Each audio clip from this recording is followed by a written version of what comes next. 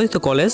যাকগে, আমরা এখানে লেখাপড়া করতে আসছি, কলেজ দেখতে যেমনই হোক ওটা তো দেখার বিষয় নয়। তারপর তিনজন মিলে ক্লাসে গেলাম, সামনের সিটে বসলাম।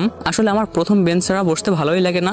একটু পর স্যার আসলেন, স্যার এসে সবার সাথে পরিচিত হলেন এবং আমাদের পরিচয় নিলেন।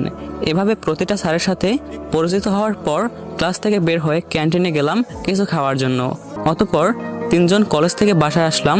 বাসা আসার পর গোসল করে জোহরের নামাজ পড়লাম। নামাজ পড়ে লাঞ্চ করে ঘুমিয়ে গেলাম। সন্ধ্যায় উঠলাম। আমি আসলে একটা ঘুম পাগল।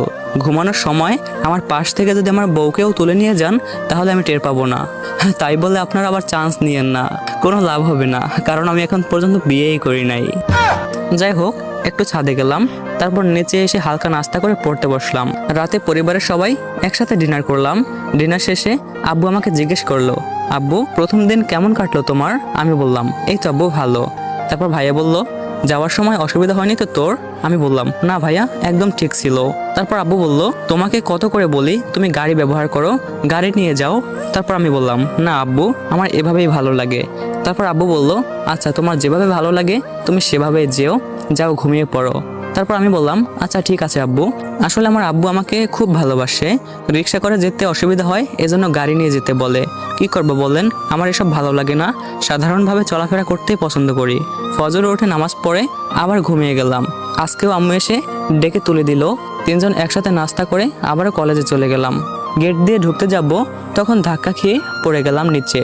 ও মা, আমার সাথে দেখি একটা মেয়েও পড়ে আছে এবং ফ্যালফ্যাল করে আমার দিকে তাকিয়ে আছে। তার মানে তার সাথেই ধাক্কা খেয়েছি। দেখতে তো মাশাআল্লাহ, ক্রাশ খেয়ে গেলাম। যাই হোক, মেয়েটিকে তুলে বললাম, সরি দেখতে পাইনি। মেয়েটি বলল, ইটস ওকে। কোন ইয়ার? আমি বললাম, ফার্স্ট ইয়ার। আপনি? তখন মেয়েটি বলল, সেকেন্ড ইয়ার। সিনিয়র সম্মান দিবে ওকে, বলে একটা মুচকি হাসি দিয়ে চলে গেল। আমি তো তার ব্যবহারে মুগ্ধ হয়ে গেছিলাম। মনে করছিলাম কয়েকটা চর দিবে, তা না করে কত সুন্দর করে কথা বললো।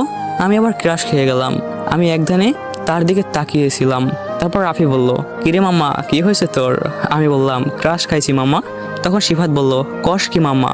ওই রাফি, আমাকে একটা চিমটি দে তো, আমি কোনো স্বপ্ন দেখতেছি না তো। সিফাত বলল, আমি বললাম, কি হলো রে? সিফাত বলল, ওই শালা, আমি তোকে এত জোরে চিমটি দিতে বলছি? রাফি বলল, তুই তো এটাও বলো নাই যে আসতে দিতে। আমি বললাম, তোরা পারিসও বটে। রাফি বলল, মামা ট্রিট দিবি কখন? আমি বললাম, পরে দিব, আগে ক্লাসে চল। ক্লাস করার পর ক্যান্টিনে তিনজন মিলে নাস্তা করতেছি, এমন সময় মেয়েটি আমার পাশে এসে বসলো, মানে আমার ক্রাশ। আমার হাত পা কাঁপতে শুরু করে দিচ্ছে।